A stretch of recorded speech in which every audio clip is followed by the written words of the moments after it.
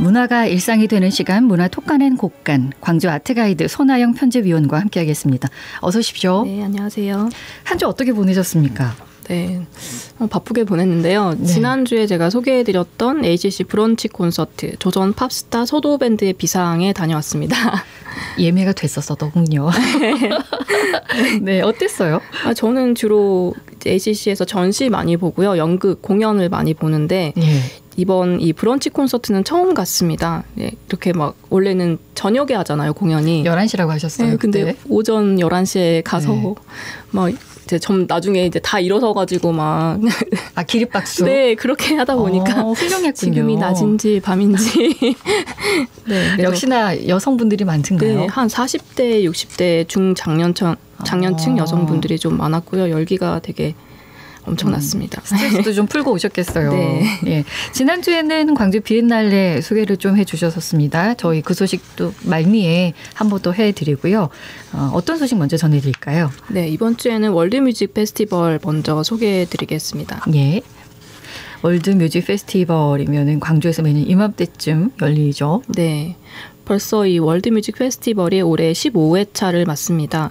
장르와 국경을 초월하여 다양한 음악을 즐길 수 있는 축제인데요. 8월 30일 금요일부터 금토일 3일간 진행됩니다. 예. 혹시 가보신 적 있으신가요? 가지는 못했고 올해 라인업이 어떻게 되지 이러고 검색은 한번 네. 해봤어요. 네, 저는 좀 초창기에 좀 갔었고 그리고 좀 못 가다가 최근에 한 몇 년간 좀 갔었는데요. 한 3일 중 하루 정도는 가보는 것 같아요. 예. 이번 이 월드뮤직 페스티벌에 가면 평소에 들어보지 못했던 아마도 다시 들어보지 못할 그런 음악들, 다른 나라의 새로운 음악들이 접할 수 있어서 좋았던 것 같습니다. 월드뮤직이라고 하니까 여러 나라들이 참여하겠죠. 네. 근데 익숙하지 않는 이제 음악도 선보이고 하는 모양이에요. 네. 네. 원효사에서 하는 것도 있습니까? 네, 이 월드뮤직 페스티벌 사전 행사로 진행되는 스페셜 스테이지인데요. 예. 요시 호라카와의 일파만파가 8월 28일 수요일부터 29일 목요일까지 저녁 7시에 진행됩니다. 요시 호리카와는 일본인 아티스트인데요. 자연과 일상의 소리를 채집하여 플레이하는 DJ이자 사운드 디자이너입니다. 그가 채집하고 설계한 소리들은 한국 미디어 아티스트 목진효 작가의 특별 설치 전시와 함께 꾸며진다고 합니다. 예. 8월 30일 첫째 날 어떤 공연이 있습니까? 네, 첫째 날에 하는 공연은 동유럽의 작은 나라 조지아의 고대 왕국에서 이름을 가져온 이베리라는 남성 중창 그룹인데요. 예.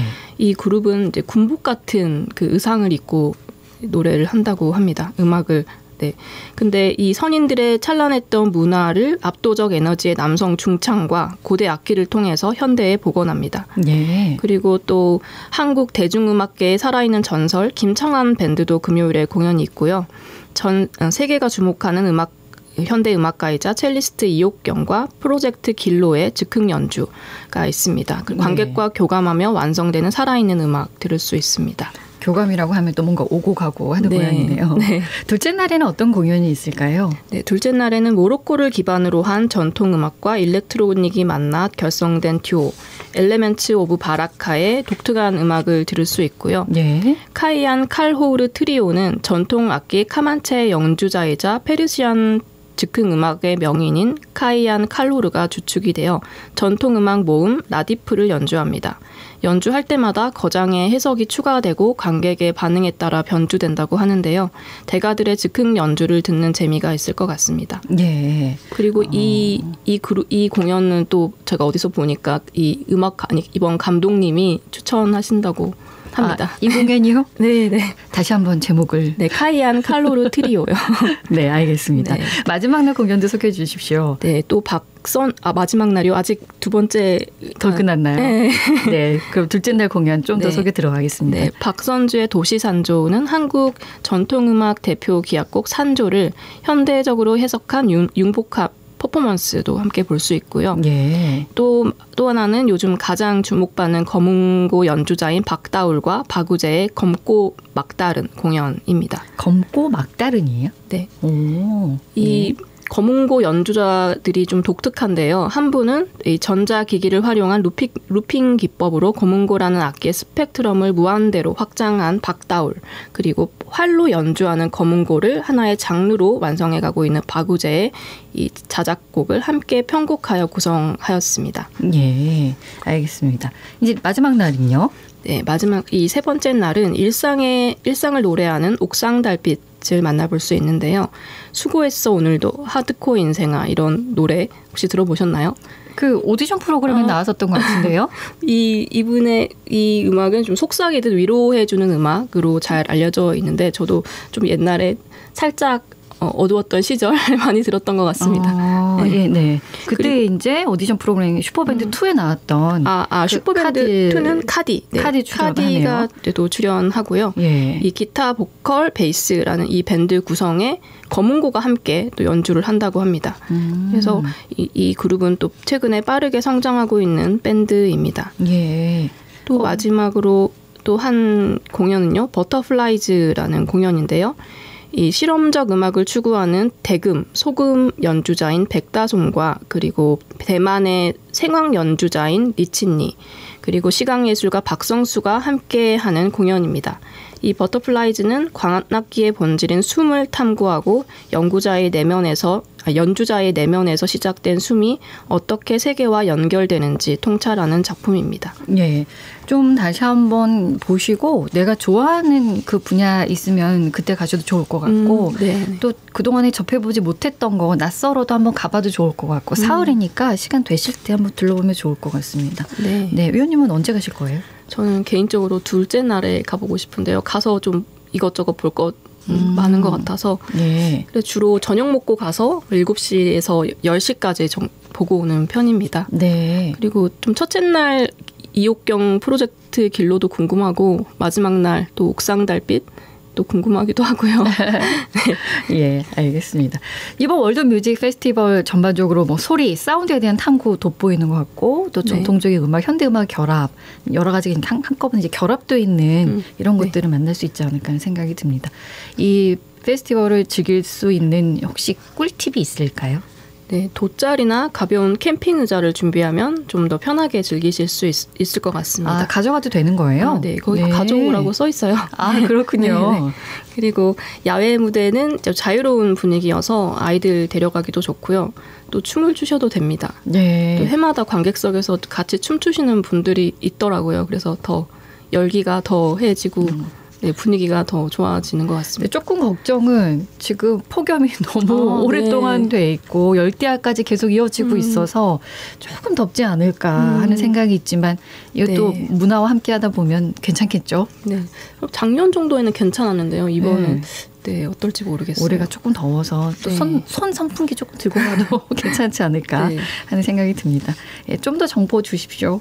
네, 8월 30일부터 9월 1일까지 금토일 3일간 열리고요. 시작 시간은 각각 다른데요. 금요일은 4시 40분, 토요일, 일요일은 3시에 시작합니다. 네. ACC 예술극장 빅도어 야외 무대, 극장 2, 열린마당, 5.18 민주광장에서 볼 수 있고요.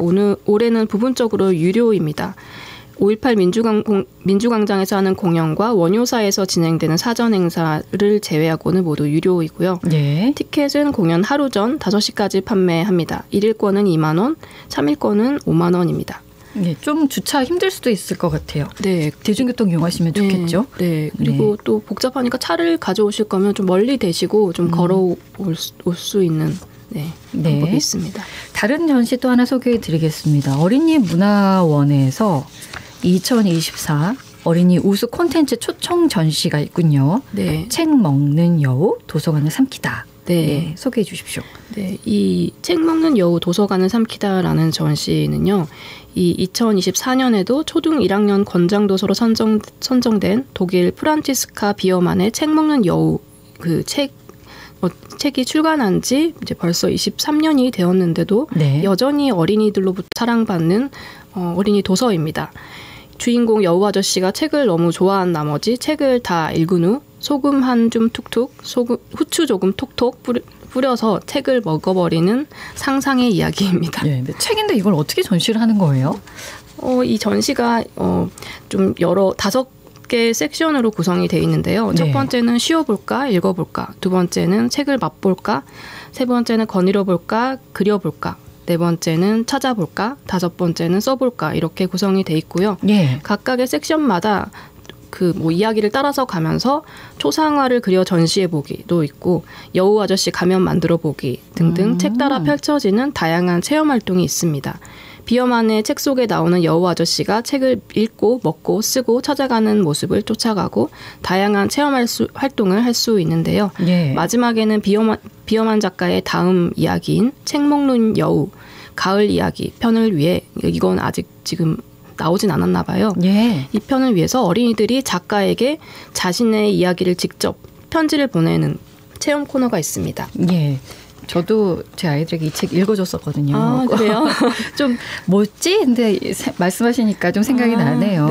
네, 추석 연휴 기간에 이 책 읽고 빵으로 책을 만들어서 여우 아저씨처럼 먹어보는 특별 교육 프로그램도 운영이 되는 거죠. 여기 가면 이거 할 수 있는 거죠? 네, 신청을 아마 해야 되는 걸로 알고 있습니다. 이 전시는 ACC 어린이문화원 다목적 홀에서 8월 20일부터 10월 20일까지 시간은 10시부터 6시까지 열리고요. 매주 월요일은 휴관, 관람료는 무료입니다.